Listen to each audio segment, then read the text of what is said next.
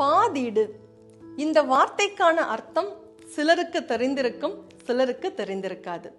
ஏன்னா இது தொல்காப்பியத்திலேயே உபயோகப்படுத்தப்பட்ட ஒரு வார்த்தை.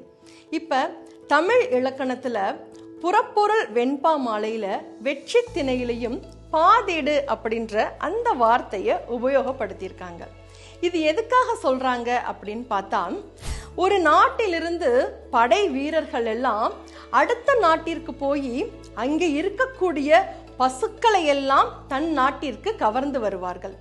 ஏன் அவங்க பொதுவா பசுக்களை கொண்டு வராங்க அப்படின்னா, பசுதான் ஒரு நாட்டின் மிகச்சிறந்த செல்வமாக கருதப்படுது.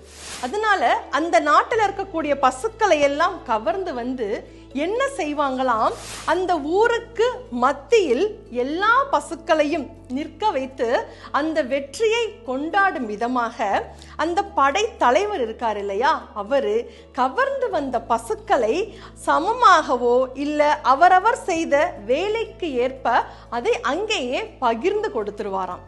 இதை எப்படி தெரியுமா பகிர்ந்து கொடுத்திருக்காங்க? வாழ்போரில் ஈடுபட்ட வீரர்களுக்கு. அடுத்தபடியா பகை நாட்டிற்கு போய் அங்கே போய் ஒற்று பார்த்துட்டு வருவாங்க இல்லையா, யாரு என்ன எந்த மாதிரி அந்த ஒற்றர்களுக்கு. அடுத்தபடியா இந்த நேரத்துல அந்த நாட்டுக்கு போய் நம்ம போர் செஞ்சோம்னா ஜெயிக்கலாம் அப்படின்னு நிறைய விஷயங்களை யோசித்து சொன்ன அந்த அறிஞர்களுக்கு.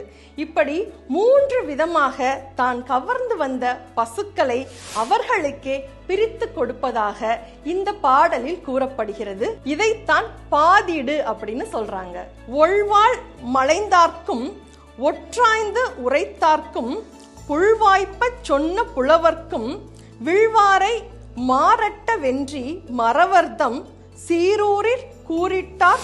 அப்ப ஒரு படைத்தலைவன் எப்படி இருக்கணும் அப்படின்னா, வெற்றியானது தனக்கு மட்டுமே உரிமையானது அப்படின்னு நினைக்காம வெற்றிக்கு காரணமானவர்களோடு சேர்ந்து அதை பகிர்ந்து கொடுத்து வெற்றியை கொண்டாடுகிறார்கள் அல்லவா, அதுதான் பாதீடு.